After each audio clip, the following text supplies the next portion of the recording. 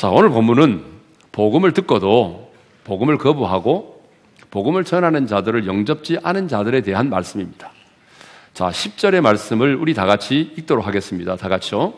어느 동네에 들어가든지 너희를 영접하지 아니하거든 그 거리로 나와서 말하되. 자, 너희를 영접하지 않는다라고 하는 말은 무슨 말일까요? 복음을 전하는 너희를 영접하지 않는다, 이 말은 다른 말로 말하면 그들이 전한 복음, 평안의 복음, 예수 그리스도를 영접하지 않는 것을 말하죠. 그런데 왜 예수님은 복음을 받아들이지 않는 것을 너희를 영접하지 아니하였다라고 말씀하셨을까요? 그 이유는 하나님 나라의 복음을 전하는 그들이 그리스도를 대신한 대사들이기 때문에 그렇습니다. 여러분, 지금 복음을 전하는 70인 전도인은 개인의 자격이나 권위를 가지고 복음을 전하는 것이 아니라 그리스도를 대신한 대사로서 그리스도로부터 이임받은 권위를 가지고 그 복음을 전하는 것입니다. 그렇기 때문에 예수 그리스도를 대신하여 복음을 전하는 그들을 받아들이는 자는 예수님을 받아들이는 것이고, 그들의 말을 듣는 것은 곧 예수님의 말씀을 듣는 것과 같습니다. 바로 그 말씀이 16절의 말씀이죠. 우리 16절의 말씀을 다시 한번 읽겠습니다. 시작. 너희 말을 듣는 자는 곧 내 말을 듣는 것이요, 너희를 저버리는 자는 곧 나를 저버리는 것이요, 나를 저버리는 자는 나 보내신 이를 저버리는 것이라 하시더라. 아멘. 그러니까 여러분, 복음 전할 때에 상대방이 여러분의 복음을 받아들이지 않는다고 해서 기분 나빠하실 이유가 없습니다. 왜냐하면 그들은 나를 거부한 것이 아니라 예수 그리스도를 거부한 것입니다. 내 말을 듣지 않는 것이 아니라 예수님의 말씀을 듣지 않는 것이 되는 것이죠. 자, 그러면 예수님은 복음을 거부함으로 너희를 영접하지 않는 자들에 대해서는 어떻게 하라고 했습니까? 첫째로 거리로 나와서 말을 하라고 했습니다. 10절 하반절의 말씀이죠. 읽겠습니다. 너희를 영접하지 아니하거든 그 거리로 나와서 말하되. 자, 예수님은 앞서 복음을 듣고 너희를 영접했을 때는 그 집에 유하며 그들이 주는 것을 먹고 마시라고 했습니다. 그런데 이번에는 반대로 너희를 영접하지 아니하거든 그 거리로 나와서 말을 하라고 했습니다. 여기서 거리는요, 좁은 골목길을 말하는 것이 아니라 많은 사람들이 다니는 넓은 길을 말하는 것입니다. 그러면 왜 거리로 나와서 말을 하라고 했을까요? 그것은 그들이 복음을 거부하고 영접하지 않았음을 많은 사람들에게 공개적으로 알리도록 하기 위해서입니다. 그러니까 그리스도의 대사로서 전한 복음을 그 사람들이 받아들이지 않고 거부했다고 하는 것을 마을 사람 모두에게 공개적으로 알리기 위해서 거리에 나와서 말을 하라는 거예요. 여러분, 이해가 안 되시죠? 여러분, 만약 그렇게 하면 어떻게 될까요? 어느 집에 들어가서 복음을 전했는데 복음을 받아들이지 않았어요. 그러면 어떻게 해야 돼요? 마을 한복판에 나와가지고 학생이 되고 얘기를 해야 되겠죠. 저 집은 내가 복음을 전했는데 받아들이지 않았다고. 여러분, 왜 주님께서 이렇게 말씀하셨는지 잠시 후에는 이해가 됩니다. 자, 두 번째는 발에 묻은 먼지도 떨어버리라고 말씀을 하셨어요. 자, 11절의 말씀이죠. 읽겠습니다. 시작. 너희 동네에서 우리 발에 묻은 먼지도 너에게 떨어버리노라. 그러나 하나님의 나라가 가까이 온 줄을 알라 하라. 사람들이 많이 모이는 거리에 나와서 발에 묻은 먼지도 떨어버리라고 말씀을 하셨어요. 여러분, 발에 묻은 먼지를 떨어버리는 행위는 이제 복음을 전한 자신에게는 전혀 책임이 없다고 하는 것을 공개적으로 선언하는 일종의 퍼포먼스입니다. 너희가 복음을 영접하지 않음으로 인해서 어떤 심판을 받든지 복음을 전하는 나와는 상관이 없다, 그런 얘기입니다. 이제 그들에게 임할 하나님의 심판이 전적으로 복음을 거부한 그들에게 있음을 선언하는 상징적인 행위가 뭐예요? 바로 발에 묻은 먼지를 떨어버리는 것입니다. 그래서 성경을 보게 되면 하나님은요, 에스겔 선지자를 시대의 파수꾼으로 부르시고 이렇게 말씀하셨습니다. 네가 만일 악한 자에게 임할 경고를 말하지 않으므로 인하여 그들이 그 죄를 회개할 기회를 얻지 못한 채 죽었다면, 그들에게 임할 하나님의 심판을 경고하지 않으므로 그것으로 인해서 그들이 회개할 기회를 얻지 못한 채 죽었다고 한다면, 그 다음 말씀은 우리 다 같이 보도록 하겠습니다. 다 같이요. 그는 그의 죄 중에서 죽으려니와 그의 핏값은 내가 내 손에서 찾으리라. 여러분, 이 말씀을 오늘 우리의 말로 바꾸자면 이런 얘기입니다. 내가 복음을 전하지 않으므로 내 곁에 있는 누군가가, 하나님은 나로 인해서 그 복음을 들을 수 있도록 그를 내 곁에 두셨는데, 내가 그에게 복음을 전하지 않음으로 인해서 누군가가 회개할 기회를 얻지 못한 채 죽었다고 한다면, 그 사람은 죄 가운데 죽으려니와 그 사람이 멸망한 것에 대한 책임을 복음을 전하지 않는 내게 물으시겠다는 것입니다. 그래서 바울도 고린도전서 9장 16절에서 이렇게 말했습니다. 읽겠습니다. 만일 복음을 전하지 아니하면 내게 화가 있을 것이로다. 이런 이유 때문에 전도인들은 지금 복음을 거부하고 자신들을 영접하지 않을 때에 거리로 나와서 공개적으로 그 사실을 사람들에게 알리고 자신들의 발에 묻은 먼지도 떨어버리라고 했던 것입니다. 이제 그 이유를 아시죠? 왜 거리에 나와서 사람들에게 그 사실을 알려야 되고 발에 묻은 먼지까지 떨어버리라고 했는지 여러분 이제 그 이유를 아실 것입니다.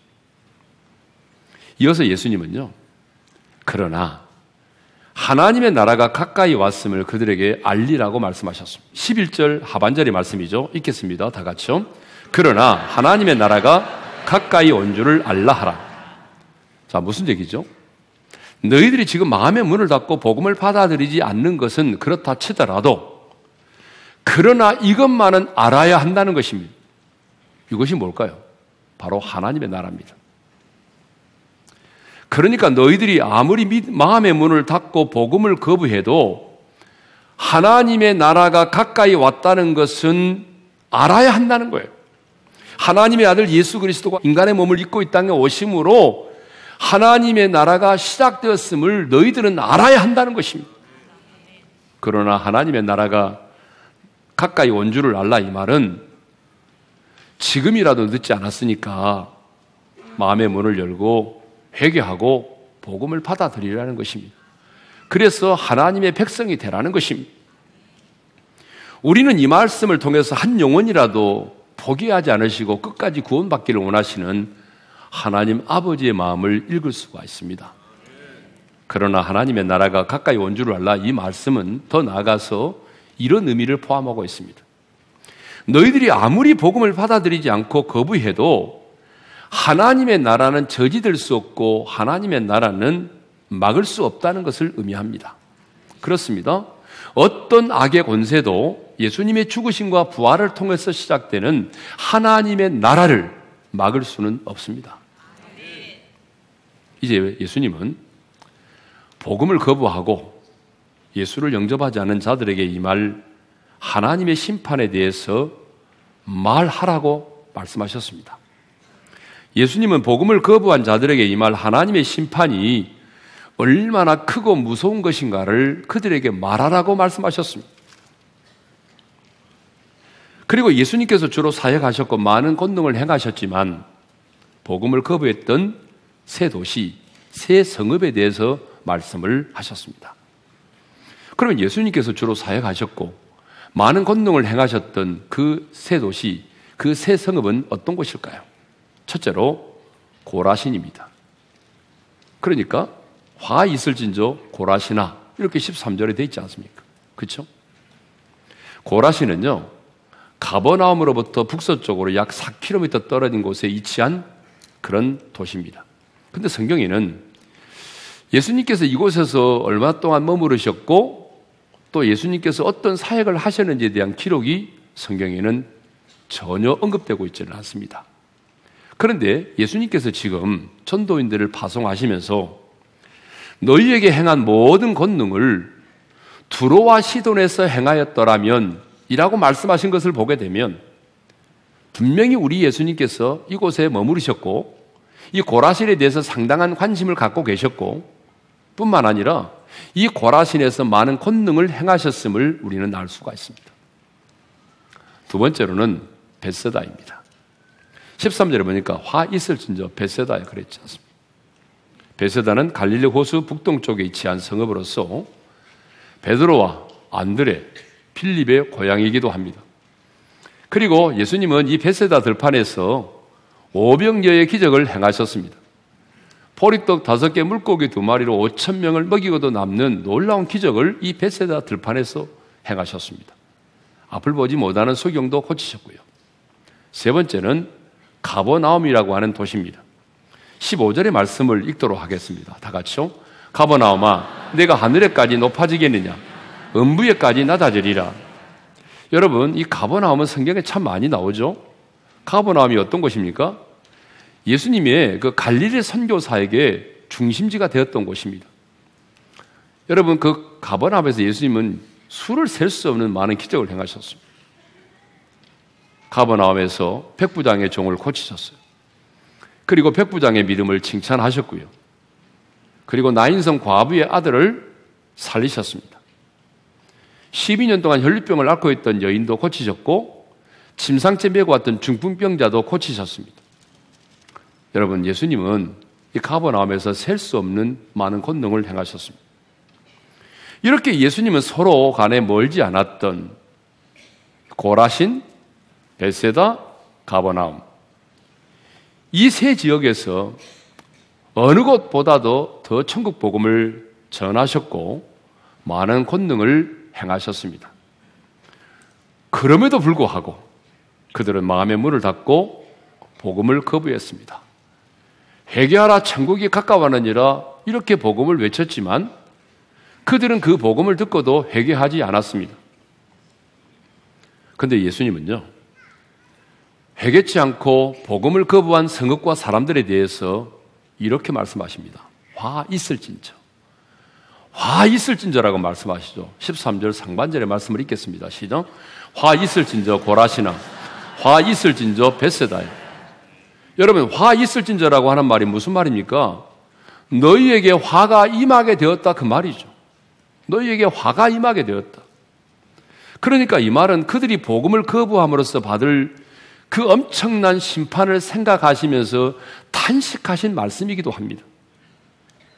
그러면 왜 예수님은 고라신과 벳세다와 가버나움 이 세 도시를 향하여 화 있을진저라고 탄식을 하셨을까요?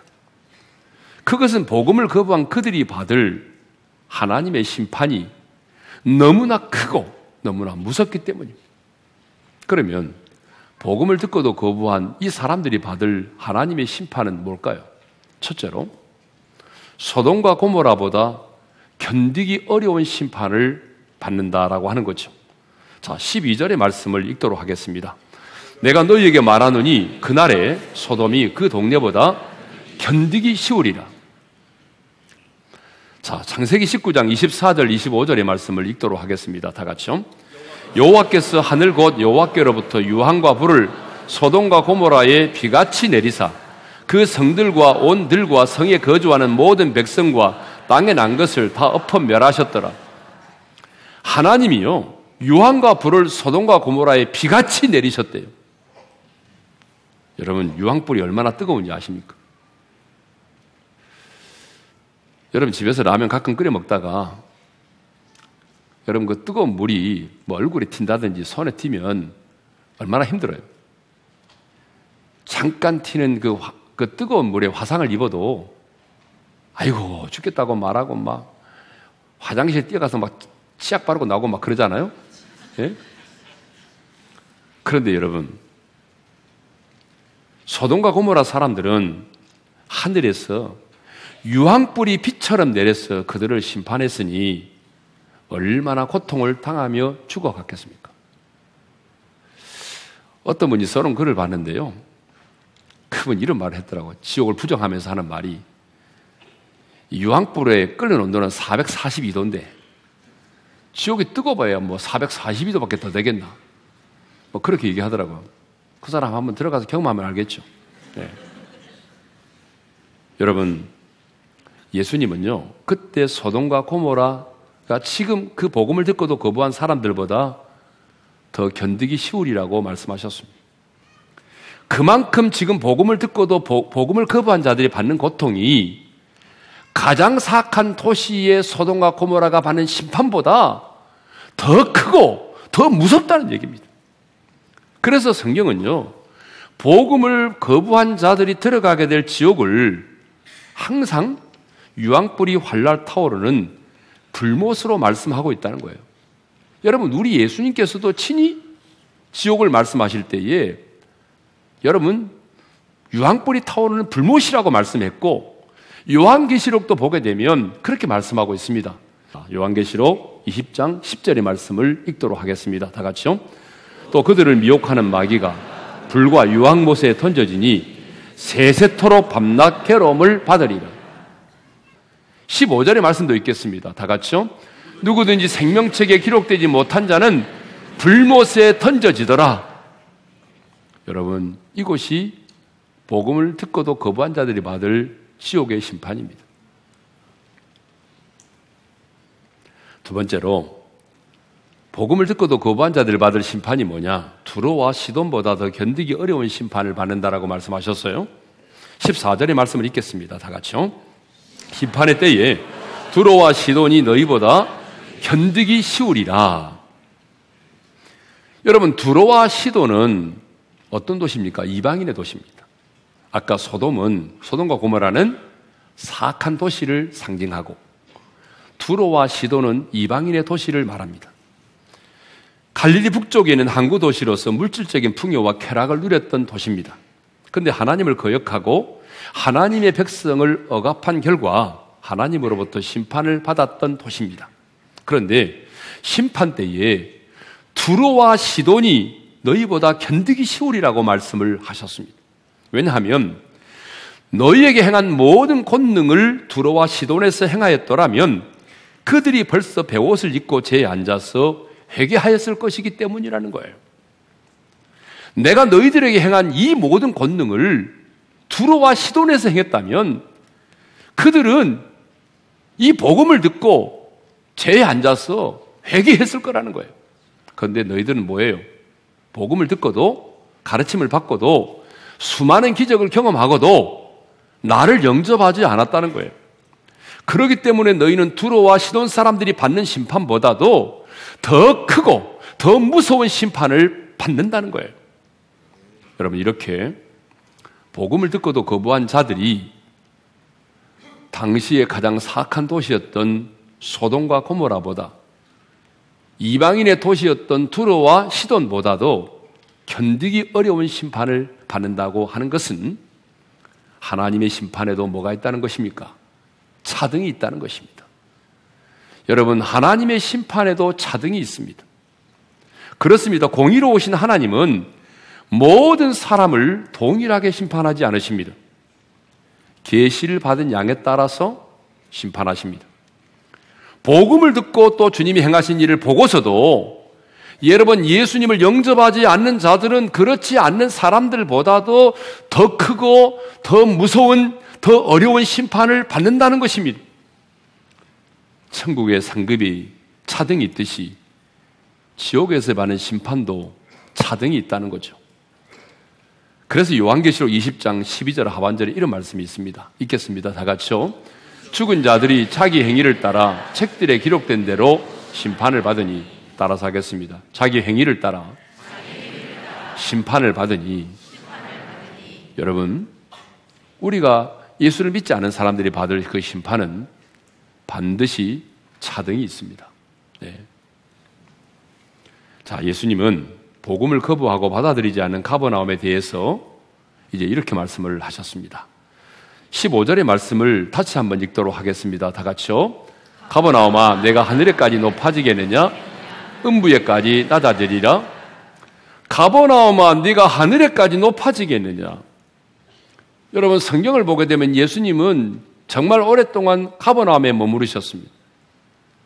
가버나움에서 회개하라, 천국이 가까웠느니라 천국 복음을 전하시고 셀 수 없을 만큼 많은 기적을 행하셨습니다. 그러므로 가버나움에 사는 사람들은요, 누구나 한 번쯤은 예수님이 전하는 복음을 들었을 것입니다. 누구나 한 번쯤은 예수님이 행하시는 놀라운 기적을 눈으로 목도했을 것입니다. 그런데 그럼에도 불구하고 그들은 복음을 받아들이지 않았습니다. 예수님을 거부했습니다. 회개하지 않았습니다. 그런데 예수님은 이러한 그들의 행위를 뭐라고 표현하신고 하면은 하늘에까지 높아지려고 했기 때문이라고 말씀을 하셨습니다. 무슨 말입니까? 교만 때문에 그들이 복음을 거부했다는 얘기입니다.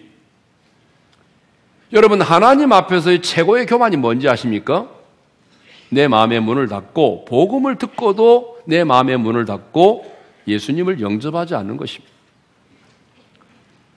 내 마음의 문을 닫고 복음을 받아들이지 않는 그 사람이 하나님 앞에서는 가장 큰 교만한 사람인 것입니다. 그러니까 그들은 교만 때문에 복음을 거부했다 그 말이죠. 그렇게 복음을 들었고 그 많은 기적을 경험했지만 회개하지 않고 예수님에게 등을 돌린 것은 바로 무엇 때문이라고요? 교만 때문입니다. 왜 천사가 타락해서 하나님의 심판을 받았습니까? 이사야 14장 13절에 이런 말씀이 있습니다. 다 같이 읽겠습니다. 내가 하늘에 올라 하나님의 뭇별 위에 내 자리를 높이리라. 하나님과 같아지려는 교만 때문에 천사도 타락하게 되었다는 거죠. 왜 인류의 시조인 첫사람 아담이 타락하여 에덴 동산에서 쫓겨났습니까? 이것을 먹으면, 이 선악과를 먹으면 눈이 밝아져 하나님과 같이 될 수 있다는 유혹 때문이었죠. 무슨 얘기입니까? 하나님 없이도 살 수 있다는 그 교만한 생각 때문에 타락한 것입니다. 그래서 교만은 패망의 선봉이라고 잠언 16장 18절에서 말씀하고 있습니다. 다 같이 읽겠습니다. 교만은 패망의 선봉이요. 자, 예수님은 70인 전도인을 파송하시면서 가서 복음을 거부하는 자들이 받을 심판에 대해서 말하라고 말씀하셨습니다. 저주를 선포하라고 말하는 것이 아니라 그들이 복음을 듣고도 거부한다면 그들이 받을 심판이 어떤 것인지에 대해서 알려주라는 것입니다. 복음을 거부한 자들이 소돔과 두로와 시돈보다 더 크고 무서운 심판을 받게 될 것이라고 알려주라는 것입니다. 그런데 사람들은요, 일단 심판에 대한 말을 들으면 듣고 싶어 하지 않습니다. 여러분, 복음을 전해도 듣고 싶어 하지 않는데, 여러분, 우리가 이 하나님의 어마어마한 심판을 말하면 듣고 싶어 하겠습니까? 기분 나빠합니다. 사람들이 아무리 하나님의 심판에 대해서 부담스러워하고 기분 나빠해도 하나님의 대사인 우리는 가서 하나님의 심판에 대해서 알려줘야 됩니다. 왜냐하면 복음은 언제나 심판과 함께 증거되어야 하기 때문이죠. 왜 복음이 심판과 함께 증거되어야 됩니까? 그 하나님의 공의로운 심판을 알아야 진정한 복음을 받아들일 수 있기 때문입니다. 엄밀한 의미에서 심판이 없는 복음은 복음이 아닙니다. 주님이 오늘 우리에게 이 말씀을 주신 것은 복음을 거부한 자들에게 심판의 저주를 선포하라고 주신 말씀이 아니고, 분명한 하나님의 심판이 그들 앞에 있는데 그럼에도 불구하고 이 심판을 모르고 살아가는 그 안타까운 자들에게 주님의 마음을 품고 그들이 그 심판의 자리에서 구원받기를 원하는 하나님의 마음을 가지고 끝까지 복음을 전해서 그들을 그 멸망의 자리에서 구원해라고 하는 그 주님의 메시지입니다.